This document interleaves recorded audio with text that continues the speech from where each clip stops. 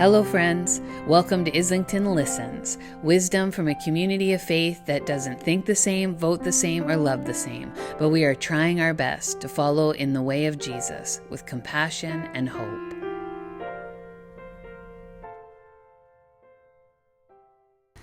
Friends, we attempt to articulate a vision in this place out of our own experience of giving and receiving. We make a budget and a plan because if we aim at nothing, we will hit it every time.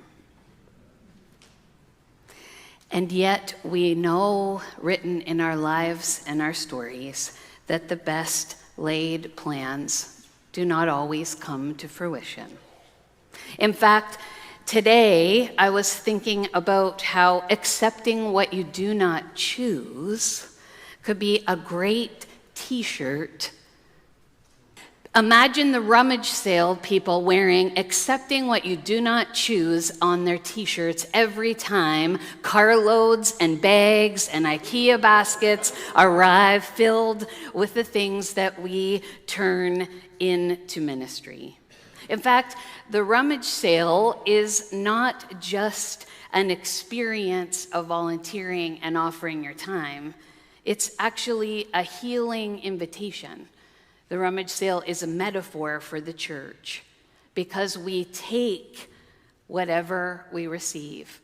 We take people wherever they are, and we make space for them to find a place.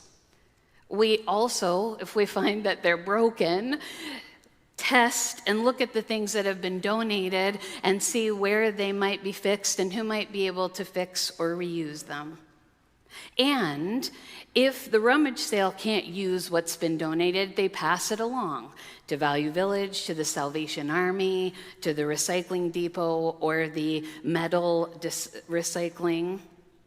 There's an awareness that when people arrive here, it may be for a little while.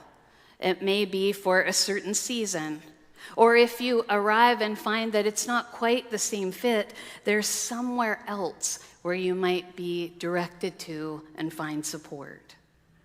I also thought on the back of the t-shirt, Val, that it might say, "God doesn't make junk," because we know that someone's junk is someone else's treasure.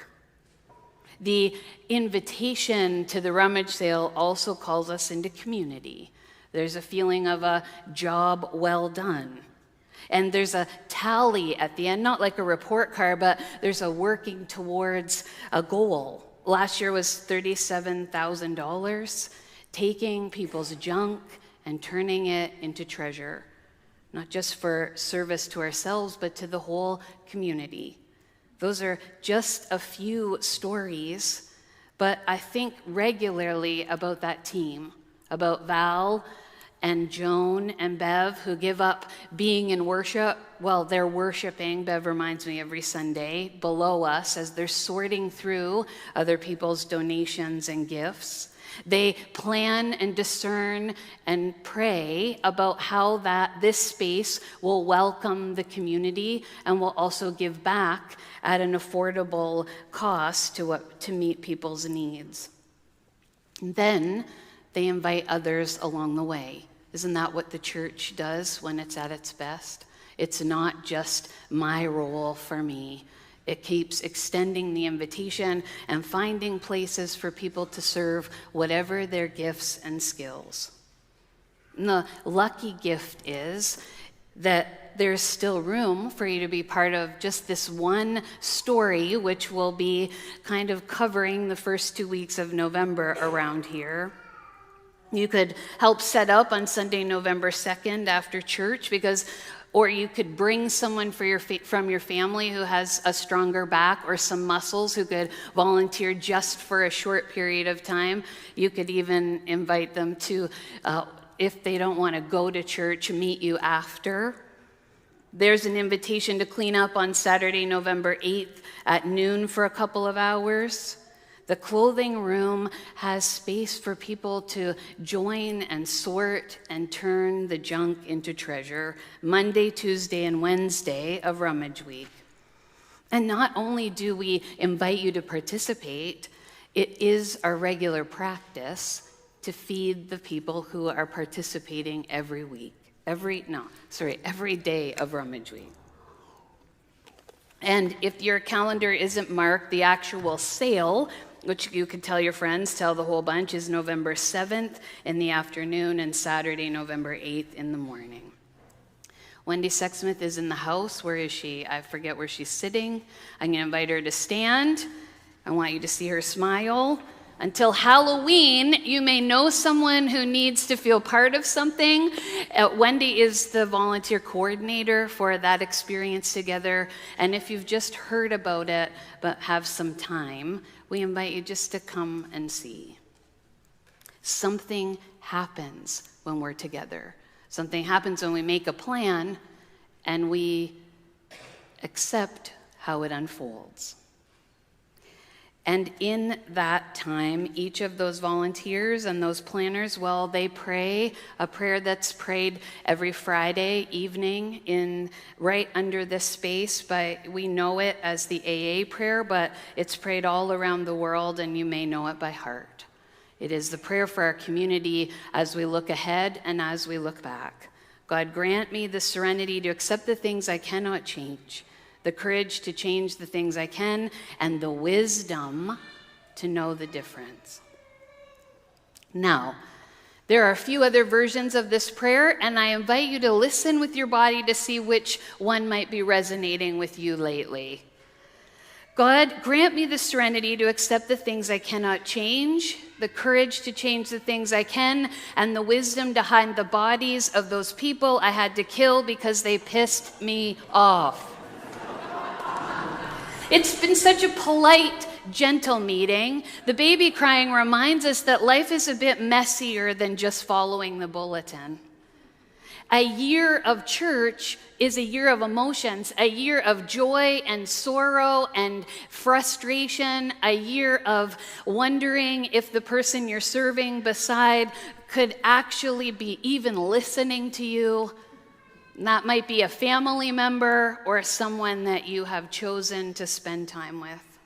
Perhaps you're praying this morning, God, grant me a vacation to make bearable what I can't change, a friend to make it funny, and the wisdom to never get my knickers in a knot because it solves nothing and makes me walk funny.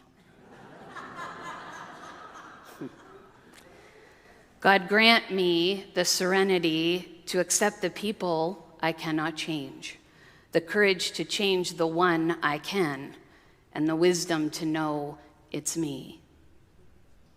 God, grant me the serenity to stop beating myself up for doing things perfectly, the courage to forgive myself because I'm working on doing better, and the wisdom to know that you already love me just the way I am. God already loves us. Whatever the annual report offers, whatever our experience has been, there are moments where we are invited to accept what we did not choose. And when we move into that place, out of reflecting, it can be one of the most courageous decisions we make, and we know it's the most difficult. We generally do not go right to acceptance, if you think of your own life, until we've exhausted all other options. Denial, pushing harder, trying to fix it, avoiding. But as the psalmist knew long before us, the only way out of the valley is through the valley. It's the one thing that unites us. We can't even decide if we're all cheering for the Blue Jays or not, but the thing that unites us in being alive is being alive comes with moments of suffering, collective or individual. When Sandy said, look around at the sacred space, I actually we thought that you might look around at the space, but I'm going to invite you to look around at the people that are here. And I'm so excited that the gift of the choir praying with us this morning is they're seeing you as well, and you're seeing them. Look around, because we have walked together through COVID, through moments of grief, of memory loss, of aging, of housing or job insecurity, of adult children leaving home or staying at home. We have moved, we have experienced delays in construction, in our neighborhood, in our own spaces. We have walked through a change in our culture around the place of church and Sunday. And that's not to mention the diagnosis that we have shared or not shared. It is the World Series practice to invite people to stand up who have been affected by cancer. And if you were watching last night, people were holding signs of their loved ones and who I was reading it as who are we praying for. Everyone was standing. Everyone held a sign with a part of their story that was vulnerable and someone that they loved. Almost 40,000 people standing up for something that united them. And in that journey with cancer, there is invitation along the way to accept what they did not choose. That is the courage of acceptance, to look directly at what we dread and trust that we can survive, to place it in a larger story. And the closing hymn, which you may be really excited to get to, but there's a couple of things in between, we'll invite you to align to pray this week together. Grant us courage, grant us wisdom for the facing of this hour. Jesus modeled that in his life and his love. Jesus calls us as Christians to remember that suffering and death do not have the final word. We are the resurrection people, and love wins not always in this life, but guaranteed in the next. And Jesus, well, we can get caught up in thinking that he died simply to save us from our own sins. Or we can read scripture in different ways, but Jesus lived to save us. His life and teachings show us the way of liberation and that we can approach death trusting in God's love despite what we had to endure. In the lighting of our memorial lights, we named the people we loved and lost in this community. But we could stay all day naming the parts of us that have died or been transformed through this year. Who we were a year ago is not who we are today. We fill this space up in our hearts with the cloud of witnesses, or we may be wishing so badly that we were who we were a year ago. But the story, Jesus' way of sacrifice and love, well, it reminds us that he is not only the human face of God, but he is the one who suffers alongside us, that we are known in the joy and in the struggle.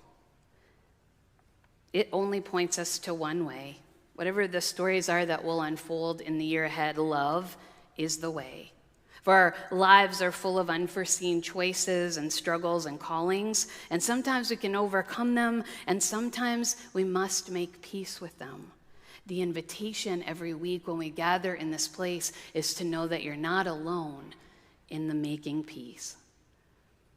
Like Jesus, you may be called to the wilderness or the cross, to physically and spiritually go to places that challenge us and test us, break us open, cause something to die within us. But the leap of faith is knowing that God is present and works in ways that we cannot comprehend. Sometimes we feel that presence, and sometimes we don't.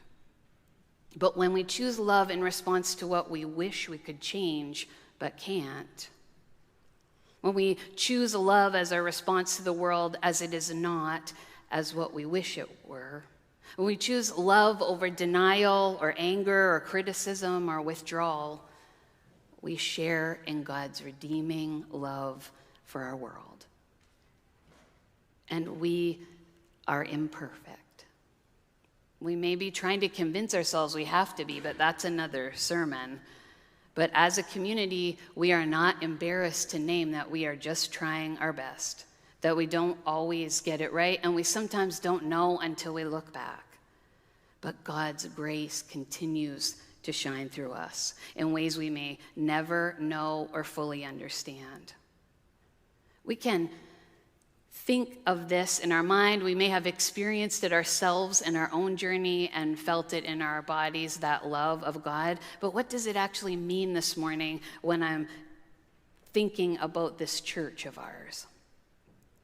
Well, as a church, whatever our budget, our ministry plan, our dreams for God's world, one thing is certain: love must be our way.